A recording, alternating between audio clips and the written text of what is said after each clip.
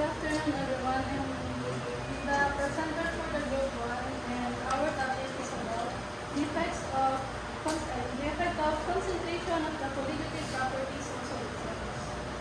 But first, let us know what is concentration and what is colligative.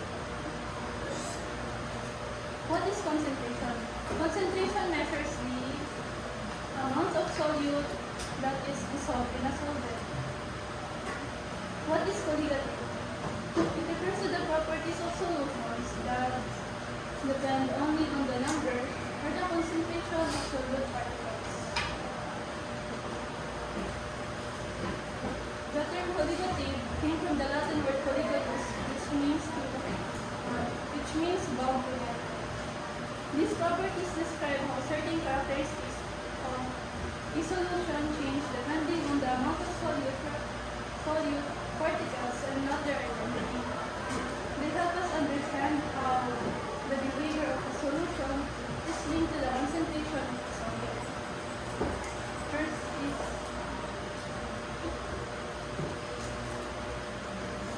the following are the examples of colligative properties. First is the lowering of vapor pressure. What happens in lowering of vapor pressure? The solution's vapor pressure becomes lower than the pure solvents. Its effect on concentration, as you add more solute or you increase the concentration of your solute, the vapor pressure of the solution drops even more. Why this happens? The solute particles block the surface, making it harder for the solvent molecules to escape into gas or vapor. For example, when you're sweetening a drink, adding a large amount of sugar into a pure glass of water slightly lowers the vapor pressure of the water.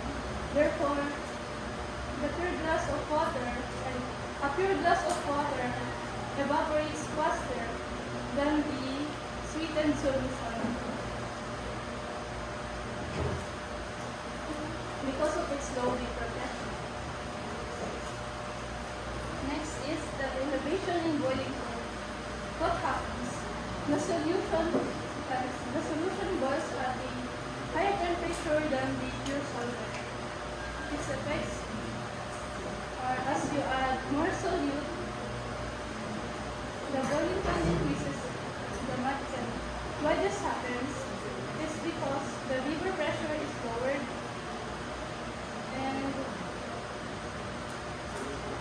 a higher temperature is needed to reach the atmospheric pressure, which is the boiling point. For example, in a car's radiator, a coolant consisting of water and antifreeze increases the boiling point of water.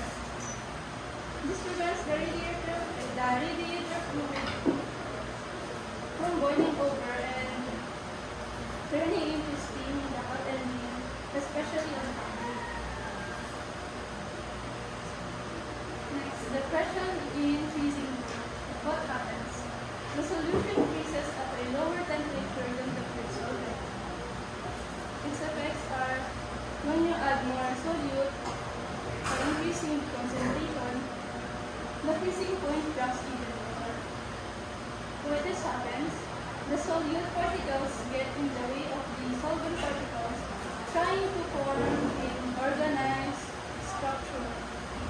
Example is when someone makes a traditional ice cream or someone makes an ice cream traditional.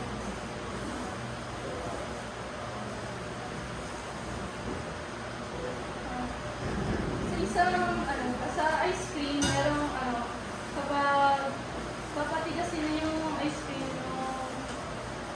merong isang container na naglalaman ng ice sa salt.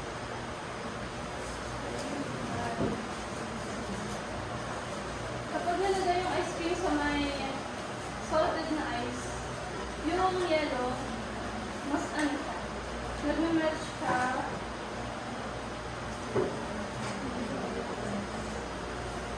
Nagme-melt yung yellow below freezing point.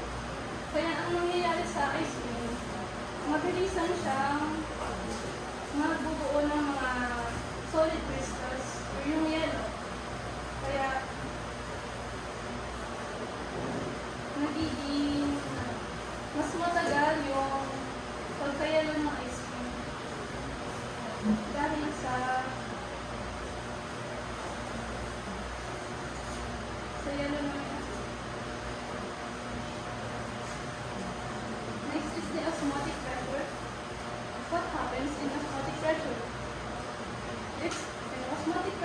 the pressure needed for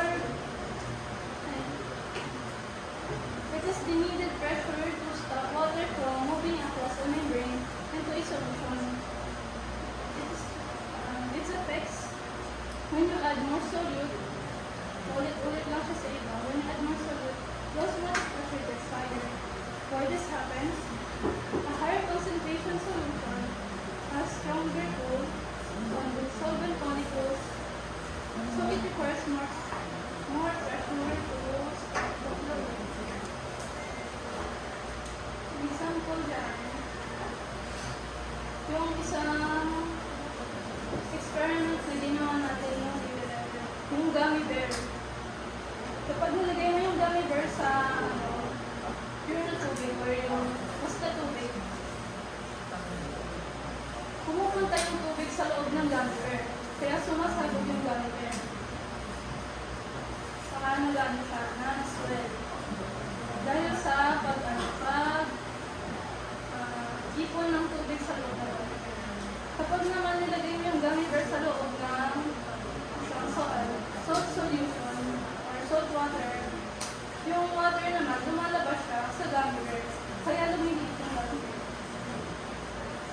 So yun ang definition ng osmosis or osmotic pressure. Conclusion. For all four properties, the change is directly related to the solute concentration. More solute implies bigger effect. Like